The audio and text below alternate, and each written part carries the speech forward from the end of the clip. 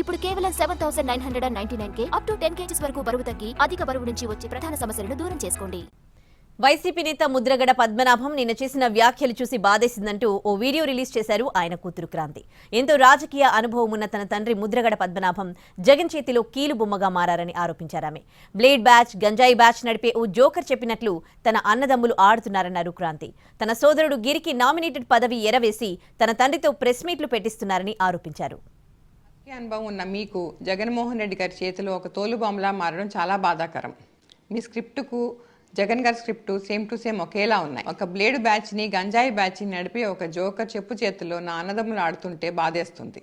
ఆ చెడు స్నేహాలు మానుకోండి. పైగా అవినీతి అక్రమాలు చేస్తూ రౌడీ రాజకీయాలు చేస్తున్న ఆ జోకర్ని ఏమీ ఆలోచించకుండా ఎలా పొగుడుతున్నారో నాకు అర్థం కావట్లేదు. ఆ జోకర్ గిరి ద్వారా నాన్నగారిపై ఒత్తిడి తెచ్చి ప్రెస్ మీట్లు పెట్టిస్తున్నారు. అది ఆయన తెలుసుకోకపోవడం చాలా బాధాకరం. జగన్ పాలనలో ఎంతోమంది రౌడీలుగా ఎదిగి ప్రభుత్వ అండదండలతో ప్రజలని భయపెట్టి దోచుకుంటున్నారు. జనం బాగుండాలంటే జగన్ పోవాలి.